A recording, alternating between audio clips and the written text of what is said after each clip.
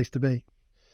Let's turn our attention now to women's England side, who are themselves preparing for a World Cup in Australia and New Zealand. 31% of women and girls drop out of sport due to insecurities about their body image. For Football Beyond Borders and Venus teamed up to change that, showcasing an exhibition of photos of true-to-life bodies at a football ground in East London in Bow. The ground happened to be where the England Lionesses' Lotte Moy grew up. She spoke to our very own Lauren Moore earlier today for a chat about her own body image battle.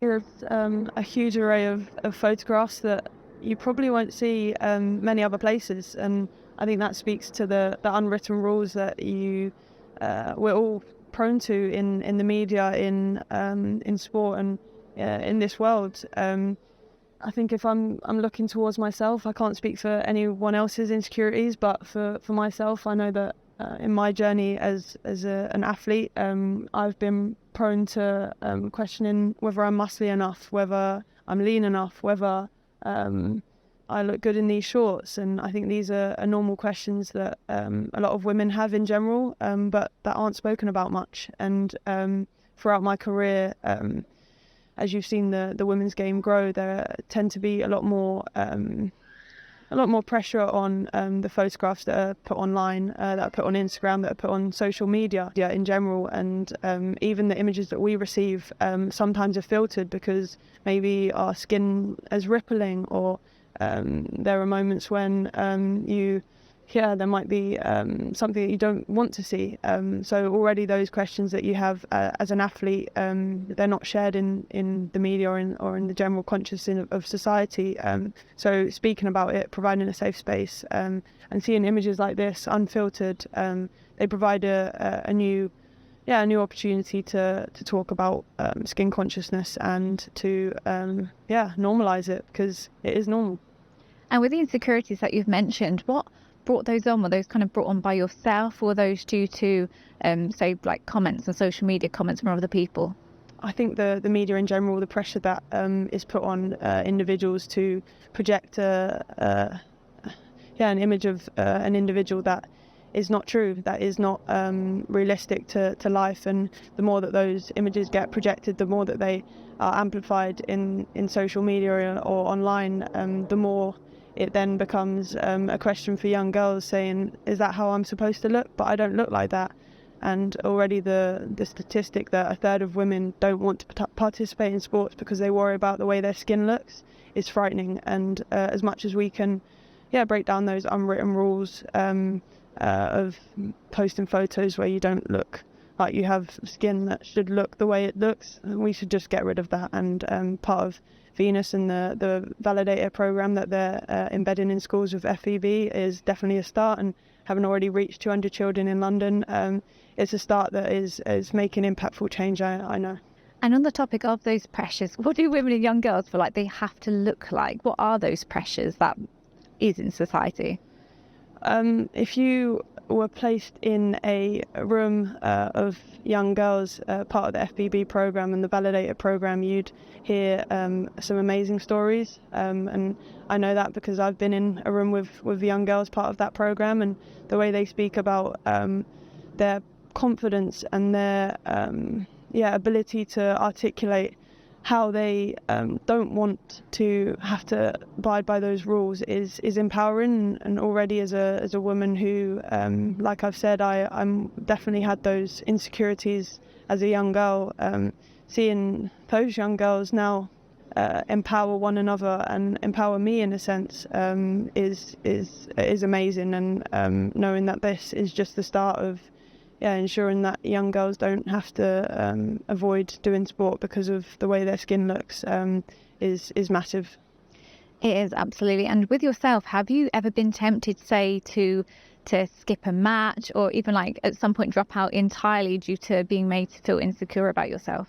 I wouldn't say I've ever wanted to miss out on a match or miss out on a training session, and I think that speaks more so towards the teammates that I had and the maybe lack of pressure that I had as a young girl playing football, and moving through into the professional game, I've always been surrounded by wonderful women, wonderful coaches. So I think that speaks probably more towards the environments that I've been in. But I know that a lot of other young girls and women aren't so lucky. And I think the images that you see today, if they could be projected everywhere in the world on cages like mine today, where I used to play as a young girl. I mean, I can even still hear the echoes of the ball hitting the wall now. If these photos could be everywhere, I know that those pressures that we've spoken about of not wanting to play sport or feel confident in your own skin, I know those won't be in existence, and I hope in a few years to come they won't.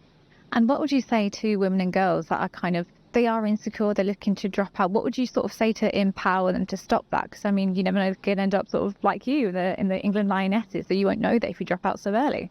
I mean, I think it's an amazing opportunity already to play sport in general, regardless of whether it's on a professional level or to a uber competitive level. I think already just being able to step out onto the pitch is a great victory that everyone should celebrate. Not even just in football, but stepping out onto the grass just to move.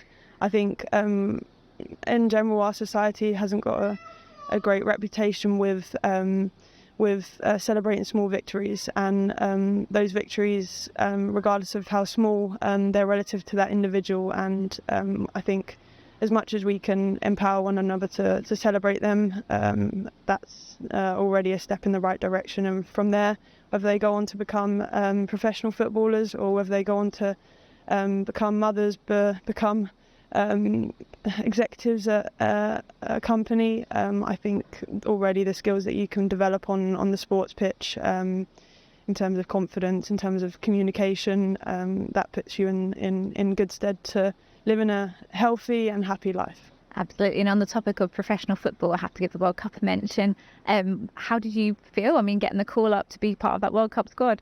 Well, I mean, it's already 2 weeks, I think, or so from that announcement. I've still got a smile on my face, and it's hard to put into words because it means so much, not just for me, but for my family and friends. So I think if you really wanted to do it justice, you'd have to interview about 100 people, and they probably all live within a mile radius of this cage. So I think you've got a job cut out for you in the next few hours if you do want to put it into words. But no, I think all the work that I've put in this cage for hours, but more so in the last season, stepping up in moments when I think our backs were against the wall for Arsenal, making a Champions League semi-final, playing in a packed-out Emirates Stadium. All these moments have I think justified my selection, but more so the fact that I've done it with a smile on my face, and will continue to play with a smile on my face, I think is a credit to how much I'm enjoying playing football at the moment and enjoying putting in the hard work. And how do you feel being able to represent not just England at World Cup level, but also London? I mean, you're born here in Bow, you play for Arsenal. Yeah, it's special. It still surprises me the fact that there is, well, not surprised, I think it concerns me the fact that there aren't more Londoners in the Lionesses team, and initiatives like the Venus Move Your Skin campaign and their focus on embedding this in the London schools, I know will sort of put that to work in terms of creating change. But in terms of my proudness for being a Londoner, a Lioness Londoner, it is extremely special, and I hope that in years to come there'll be more Londoners in the Lionesses squad. Absolutely, and kind of off the back of the campaign as well, you will be sort of one of the faces of the World Cup. How do you feel about being kind of that inspiration now for young girls that are interested in becoming a footballer? You are the one that they will now be watching and looking up to. I think in terms of my trajectory as a player, it's never just been about me. It's been about where I've come from, who's helped me on that journey. And I know that, I hope that a lot of young girls will be able to look at me and see themselves in the player I am, the person I am. So in terms of the the fact that I will be a face for this World Cup. I think it's less so about that, more so about the people that will hopefully see themselves in me, and where they will then go with that inspiration, and hopefully watching at 9:30 a.m. in the morning, eating their breakfast in the morning, eating their breakfast in the morning, eating their breakfast in the morning, eating their breakfast in the morning, eating their breakfast in the morning, eating their breakfast in the morning. They'll feel as inspired as young Lotte would have if they'd had that opportunity to watch a World Cup, because back then it wasn't so visible. Women's Sports Show tomorrow from 1 o'clock on BBC Radio London. Yes, watching football or any sport, as rugby fans will testify to you, especially, whether it's World Cups or whether it's the summer tours, getting up early to watch it at breakfast. Nothing wrong with that, Andy. No, I mean, some people even turn their clocks around, don't they, to have dinner in the morning as the match is taking place. And that'll be happy with the Football World Cup. Yeah, it's not far away, is it? And thankfully they've got this broadcast deal sorted out. So it'll be on terrestrial TV early in the morning. So that'll be something to look forward to in the summer. It's not a summer where there's lots of international stuff happening. Obviously the Ashes is big at the moment. There's going to be the World Championship Athletics in August. But yeah, hopefully there'll be a big chance to shine. Yeah, good opportunity to again build. It's just such a shame that so many England players are actually going to miss out because of injury. That's the real players blow. As well. Really big players. Yeah, I feel so sorry for those stars that they don't get the chance. You're missing the captain, the player of the tournament from the Euros, top scorer. It's just very sad. But people will have to step in, and that coach, Serena Wiegman, she's the sort of person that just says, okay, I select who I've got available, who's fit, and here we go again. The Ashes has just started. It's day 2.